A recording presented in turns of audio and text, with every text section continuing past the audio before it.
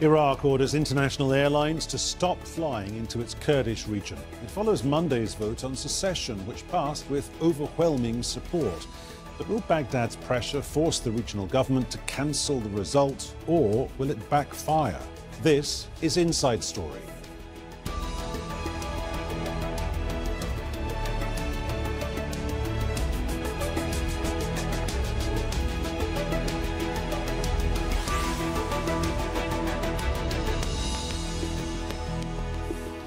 Hello and welcome to the programme today with me, Peter Dobbie. Now, the government of Iraq is suspending all international flights to and from Erbil in its northern, autonomous Kurdish region. People in the area took part in a secession vote on Monday that Baghdad and other governments, including crucially Turkey, have strongly opposed. Almost 93% voted for the referendum, but the Prime Minister Haider al-Abadi's administration calls it unconstitutional. It's also demanding full control of the region's oil revenue and border crossings. We'll get to our guests in just a moment, but first, Hoda Abdelhamid sets up our discussion from Erbil. There are no more international flights to and from the airports of Erbil and Sulaymaniyah, and that should last until the end of the year. From now on, only humanitarian, emergency and military flights will be allowed to land or take off, but with prior coordination with the authorities in Baghdad. Domestic flights continue as scheduled, but many of the people who were leaving today, especially the Kurds of the diaspora who had come here to be part of referendum day, said that they had cut short their holiday here simply because they did not feel safe to transit through the airport in Baghdad. Now, the Kurdistan regional government is also refuting to adapt any of the measures demanded by the Iraqi parliament. There's 12 steps that have been issued on Wednesday. The government here saying that those are unconstitutional. You hear the same word unconstitutional coming out from Prime Minister Abadi. He calls unconstitutional the referendum that took place earlier in the week. At the moment, there doesn't seem to be any meeting point between the two sides. The KRG also refuting to hand over the border crossings with Iran or Turkey, also calling that step illegitimate, saying that they have the right to keep that. So certainly a lot of worry for the people here. Many said that they had enjoyed voting in the referendum, but now it's bittersweet. This is Hoda Abdelhamid for Inside Story. Let's bring in our panel in Stockholm. Kamran Matin, Senior Lecturer specialising in Kurdish Studies at the University of Sussex in Baghdad. Ahmed Rushdi, Director at the House of Iraqi Expertise Foundation, and in Erbil, Dlawer, Ala-Aldeen, President of the Middle East Research Institute. Welcome to you all. Dlawer, Ala-Aldeen, this deadline, what does it actually mean? Well, this has been anticipated. It will mean a lot of inconveniences for both the Kurds and the international network of business, friends, diplomats, tourists, and you name it. People see it as a very nonsensical, punitive measure taken, which is really also seen as pointless because it will not serve any purpose. People will not, or resolve of the Kurdish leaders will not be in any way moved by this. And many people expect it to be temporary because if the Kurds could not convince Baghdad to restart it, the international community will and the airlines will. And certainly people, the authorities here have opened doors to Baghdad saying, come and run it yourself, we will do what it takes, but Baghdad is not offering any alternative. So while this is just causing problems and inconveniences, it may seem as though they are isolating Kurdistan, but in reality, the Kurds are not very worried about this, because if that's the kind of measure coming, then that's not the end of the world. This will be a transient thing, and then they can overcome that. There are many alternative ways. So this, people are watching whether to see this will be followed by other measures or not. But you can see from the airports that how people are desperately panicking to go home, but the day-to-day ordinary people here are not moved by it. Kamran Matin in Baghdad, will they, do you think, actually seal the borders? Well, I think with respect to the air traffic, there is certain authority on the Iraqi side to do so by asking international airlines not to fly to Iraq, using its prerogative as a state.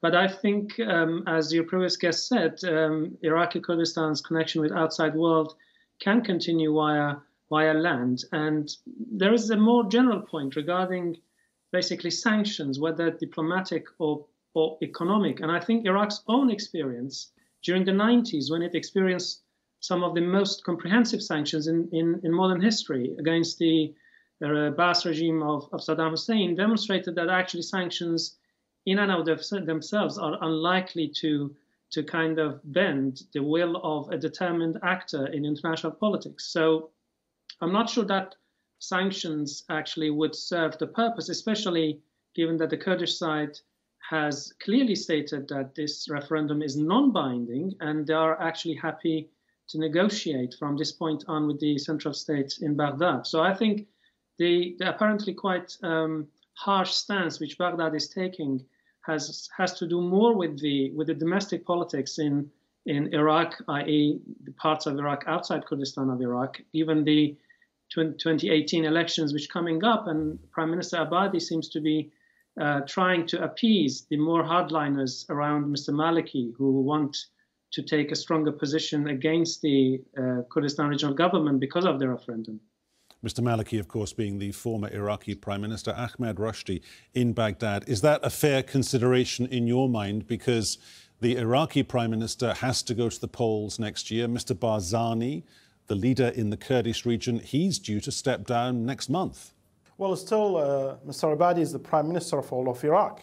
So he actually must do what he can do. He's the higher commander of the Iraqi army. He has so many authorities that it's supposed to be for the unity of Iraq, that's supposed to be used for the unity of Iraq. But the most important thing is that, politically speaking, he has so many pressures. He has from the Shiite parties. There are so many pressure from the Shiite parties, from Iran, from Turkey, and also, of course, from the Hashid, from the PM forces also, which means that he's looking for the 2018 elections in a way that all these procedures that he mentioned, he became in the Shiite community, it's supposed to be the most important man. That means he's raising up his name in front of his society.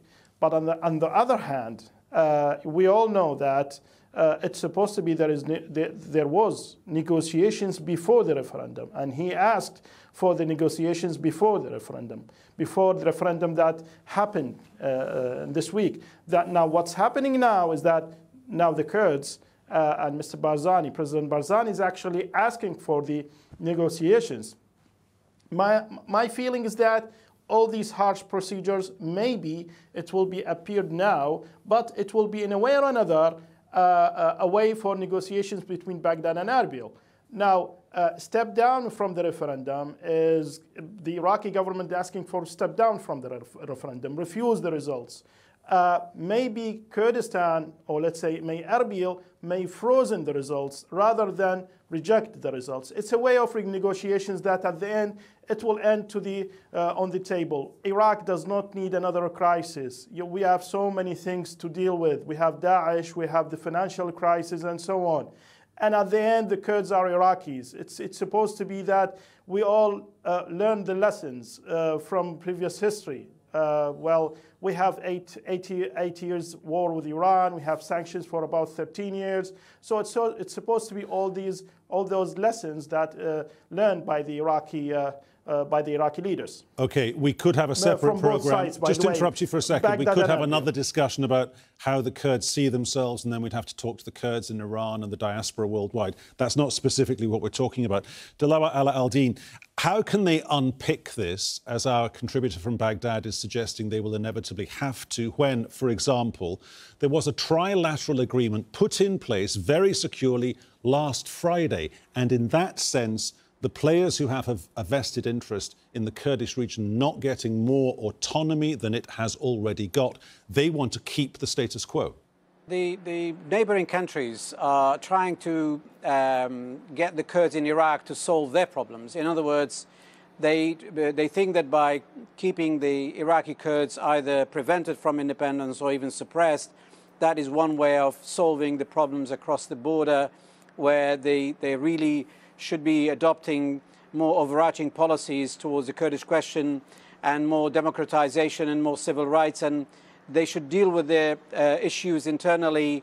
And the history has shown over the last 25 years that Iraqi Kurds incrementally had acquired greater sovereignty over their decisions, yet this did not affect the neighbors across the border. And of course, the Kurds in Turkey and in Iran, they have their grievances, and it's unrelated to what happens in Kurdistan. Of course, emotionally, culturally, in many other ways, what happens in Iraq affects them, but it's a wrong way around to expect the Iraqi Kurds to solve these problems by them not asking for what they deserve. The Iraqis as well, they need to see that this cornering, this pressurization, this agreement with Iran and Turkey against the Kurds can only make matters worse, can only increase the gap between the Kurds and the neighbors, or at least the Iraqi government. The previous speaker quite rightly said that the Iraqi government, maybe like the Iranian and Turkish governments, everybody's electioneering, everybody's under pressure, and everybody wants to calm things down. So Mr. Abadi is actually among the Shias. He's now the only man in a position of power who can make decisions. But the House of Shia, where the decisions used to be made, is now very divided, very fragmented, and they are between themselves, they are electioneering, so trying to appear tough for their own voters' appeal, so that's populism. But internally, behind the scene, they think this is very damaging, very bad. So the best way forward is what the Kurds are emphasizing, is that the time for negotiation is never over. This referendum was just an opinion poll. Let's talk about how we can design the future. So the Turks have realized that. They were tough, they spoke tough, but actually they did not take any serious measures to make life more difficult for themselves or the Kurds. The Iranians are exactly the same. They're speaking tough. They think this was a mistake made by the Kurds, but they are not closing the border. They are not doing anything, any harsh measure that would make it difficult for them to mend fences in the future. Iraq needs to do the same. I can also predict that now we are into Ashura. Ashura is not one day. It will take a whole week, and politics will actually take a week break. And after that, people will have to then see what can be done and use the language of debate, of dialogue. And it's only then, when they think properly, adopting new vision and strategies, they can exchange projects, exchange ideas, come up with a way forward. So that's really the healthiest way of managing this crisis. Well, many Kurds in Iraq and elsewhere have welcomed the referendum, but others, including the US, are worried it could lead to violence in an already sensitive region. Donald Trump's administration signalled its frustration and said the US was, quote, deeply disappointed with the referendum, but it would not affect US-Kurdish relations. France has warned of the destabilising effects of the vote and says it could provoke new major crises across the Middle East. Iran has closed its border and halted all flights to the Kurdish region. Turkey is threatening military intervention and, as we mentioned earlier, it'll now only negotiate with Baghdad for oil exports. Let's talk to Ahmed Rushdi in Baghdad. What are the chances, as a reaction to this, what looks like a stranglehold on the airport, Barzani, say over the next 24 hours or the next week, after Ashura, give him 10 days, he declares full independence. Is that likely?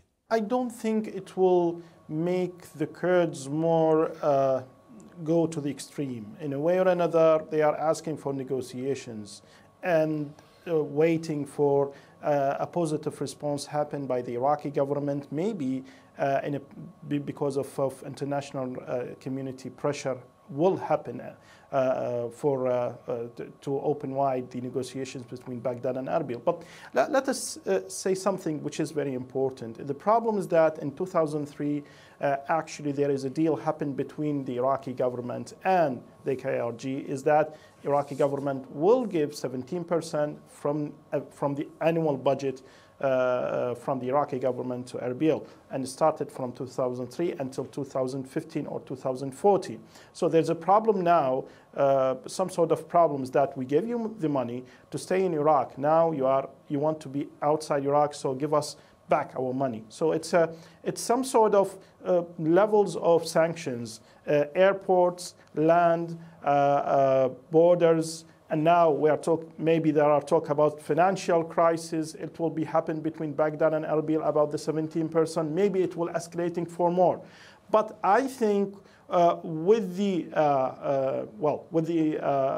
presence of the UN, with the presence of the international community in Baghdad, I think there will be some sort of movement against any harsh measurements for the Kurdish people, especially the Kurdish people already, hospitalized about 3 million refugees.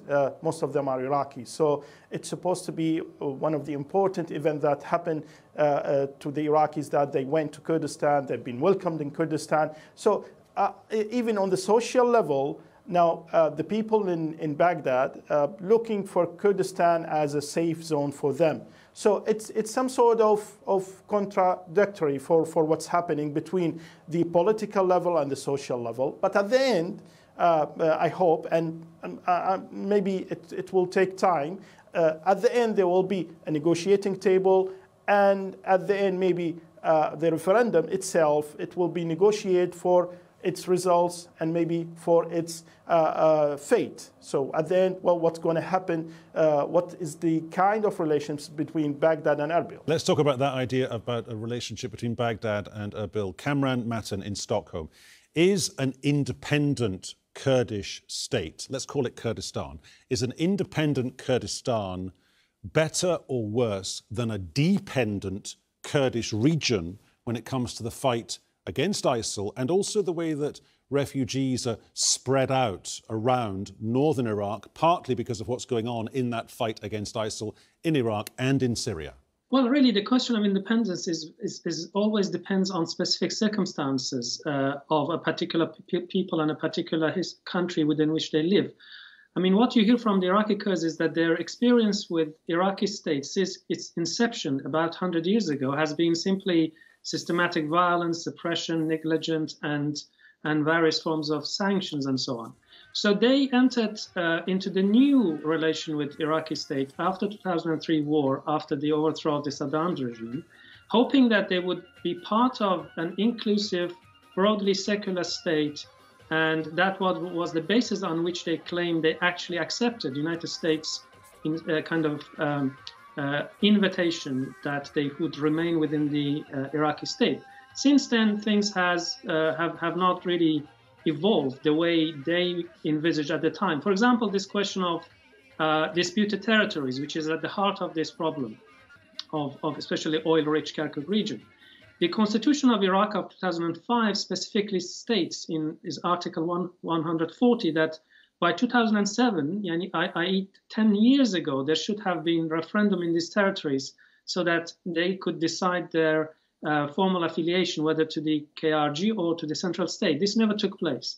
The distribution of the federal budget has been also contested. As your previous guest said, this was suspended by the central state, all the while that central government, in fact, kept paying government employees in the regions taken over by the ISIS, which is quite a contradictory approach to take. Now, the oil issue seems to be the central government's kind of opposition point, i.e. they say the Kurds have marketed their oil bypassing Baghdad. Now, one could say that, well, Iraqi Kurds did so only because the budget from the center was suspended, but also because, again, Iraqi constitution states that parts of Iraq which experienced disproportionate deprivation under the previous regime could, for a specific period of time, receive an extra share from the overall budget. And the Kurds might argue that their sale of the oil is actually consistent with the spirit of this particular article in the Constitution. OK, we'll come on to that point of the economy in just a second, but I just want to get to another couple of key points, because Monday's vote increased oil prices to more than a 2-year high this week, and there are concerns it could unsettle the markets for weeks to come. The Kurdish regional government generates 80% of its revenue by selling oil overseas using pipelines that go through Turkey. But after the vote, Turkey threatened to shut down those pipelines that transport about 500,000 barrels of oil a day. The government in Baghdad has asked oil traders to stop dealing with the Kurds directly and has ruled out any talks with the Kurds on the referendum result. Well, on the other side of Iraq, of course, we're talking about Iran. Let's put one of those key points to Dlawer Ala-Aldeen. Is the idea of an independent Kurdish region anathema to Tehran, because that would surely scupper Iran's idea, its desire for a Shia crescent through the Middle East? The Iranian point of view, their major concern is not really so much independence of Kurdistan. There are two issues there. They want a good neighbor. They want Kurdistan to be a reliable, stabilizing partner in Iraq, in the vicinity, in the neighborhood, but also should not affect the Kurds in Iran. Now, the Iranians are looking at the bigger picture. The Shia crescent you mentioned may be one.